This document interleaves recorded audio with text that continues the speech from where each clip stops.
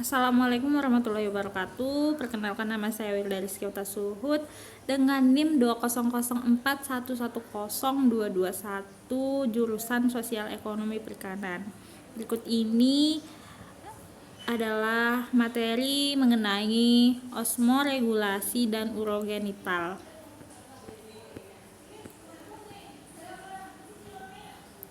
Jadi, osmoregulasi pada ikan tawar itu terjadi pada saat ikan menyerap air melalui insang dan kulitnya, lalu mengambil garam melalui sel klorid di insang, lalu ikan air tawar ini kehilangan garam lewat feses dan kelebihan air dikeluarkan melalui urin yang encer.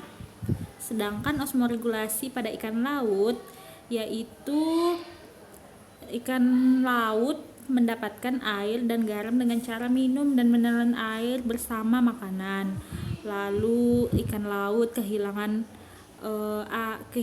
air melalui insang dan kulit, dan garam-garam dikeluarkan lewat feses, garam dan air dikeluarkan melalui urin yang pekat. Nah, ikan laut dapat kehilangan 30-60% dari air yang diminum melalui proses osmosis, yakni pada insang dan kulit. Ikan laut minum air laut sebanyak 7-35% dari berat tubuhnya selama per hari. Air dan ion-ion N+, K+, dan C amin diserap oleh saluran pencernaan. Sisa ion yang tidak diserap dikeluarkan oleh sel-sel klorid di insang. Pada ikan laut, ginjal tidak berkembang dengan sempurna. Kadang tidak mempunyai glomerulus karena ekskresi air kebanyakan tidak melalui ginjal, yaitu urin hanya 1-2% dari berat tubuhnya. Berikut ini adalah ikan-ikan Diodromus dan Euryhelin. Ikan Diodromus yaitu ikan yang dapat hidup di air tawar dan air laut. Contohnya itu ikan salmon yang menetas di air tawar kemudian pindah ke laut untuk mencari makan dan tumbuh. Lalu ikan salmon ini kembali ke air tawar untuk bereproduksi. Selanjutnya adalah Catadromus. Contohnya ini adalah ikan sidat. Nah, pada ikan-ikan Diodromus, kemampuan untuk minum air dengan salinitas yang berbeda tergantung dari tahapan dalam hidupnya. Proses perkembangan kemampuan osmoregulasi ini seiring dengan proses perubahan fisiologi dan morfologi. Ikan ini tidak dapat bolak-balik dari air tawar ke air laut atau sebaliknya. Tahap perkembangan tertentu hanya dapat hidup di lingkungan tertentu, misalnya pada ikan salmon pada ukuran panjang tubuh 10-15 cm mulai menyesuaikan diri untuk hidup di air dengan salinitas tinggi.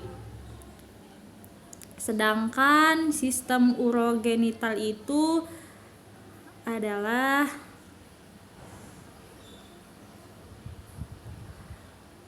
sistem yang mengatur kadar air dalam tubuh. Apa saja sih yang mengatur kadar air dalam tubuh kita? Yang pertama itu ada ginjal.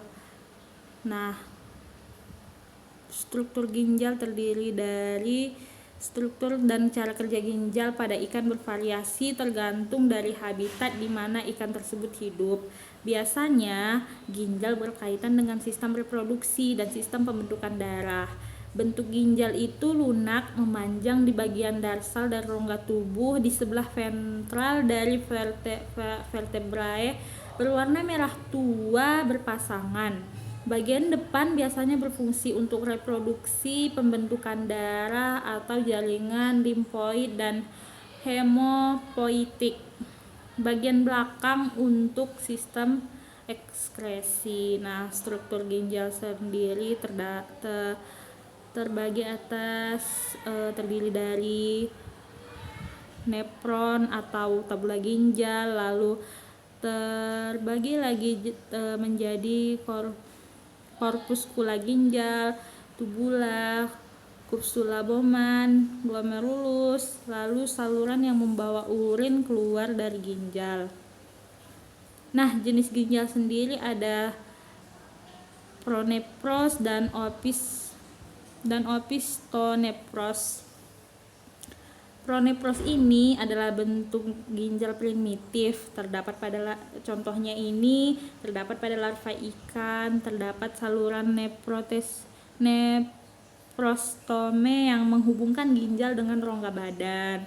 Sedangkan opistonepros ini terdapat pada kebanyakan ikan, saluran yang tidak ada beruas dan terkonsentrasi di bagian posterior, tidak ada neprostome. Ginjal yang terdiri dari pronepros dan opistenopros disebut dengan holonepros. Pronepros adalah ginjal primitif. Pada ginjal ini, tubulus bagian anterior tidak ada.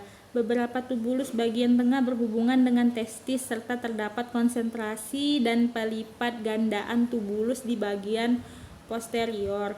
Meskipun terdapat perkembangan embrional sebagian besar ikan, tetapi saat dewasa tidak fungsional. Fungsi ginjal ini akan digantikan oleh ginjal opistonepros, terkecuali pada ikan hagfish dan ikan lamprey. Nah, opistonepros ini berfungsi hampir sama dengan ginjal pronepros. Perbedaan prinsipnya adalah kaitannya dengan sistem peredaran darah, tingkat kompleksitas, dan pada efisiensi kerja. Nah, setiap ginjal mempunyai saluran yang menjalur ke belakang, berfungsi untuk menyalurkan urin dan disebut dengan akri neprik atau saluran neprik. Nah, cara kerja ginjal sendiri yaitu darah dari aorta dorsal dibawa ke ginjal lewat arteri ginjal. Selanjutnya melewati kapiler pada glomerulus dan melewati kapiler di sekitar tubulus, lalu meninggalkan ginjal lewat vena ginjal.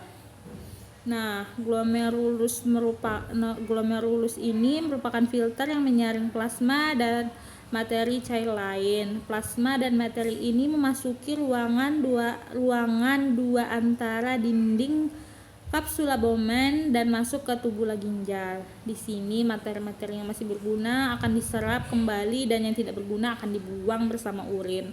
Sel darah dan materi yang besar tidak dapat menembus filter ini. Selanjutnya ada sistem ekskresi ikan air tawar. Ikan air tawar cenderung menyerap air dari lingkungannya dengan cara difusi. Insang ikan air tawar secara aktif memasukkan garam dari lingkungan ke dalam tubuh. Ginjal memompa kelebihan air keluar dalam bentuk air seni. Ginjal mempunyai glomerulus dalam jumlah banyak dengan diameter besar. Hal ini dimaksudkan untuk lebih dapat menahan garam dalam tubuh agar tidak keluar dan sekaligus memompa air seni sebanyak-banyaknya. Lalu memasuki tubulus ginjal, glukosa akan diserap kembali oleh tubulus proximalis dan garam-garam. Dinding tubulus ginjal bersifat impermeable atau tidak dapat ditembus oleh air. Selanjutnya air seni yang dihasilkan mengandung konsentrasi air yang tinggi. Selanjutnya ada sistem ekskresi ikan air laut. Air garam pada air laut cenderung menyebabkan tubuh ikan air laut terhidrasi, menyebabkan naiknya konsentrasi dalam tubuh. Lalu beberapa ikan laut memiliki kelenjar ekskresi garam pada bagian insang yang berperan dan mengurangi kelebihan garam. Ginjal berfungsi untuk menyaring sesuatu yang terlarut dalam air dan darah yang hasilnya akan dikeluarkan melalui corpus renalis. Tubulus yang bergulung berperan penting dalam menjaga keseimbangan air. Hasil yang hilang pada bagian tubulus nefron termasuk air dan yang lain diabsorpsi kembali ke dalam aliran darah.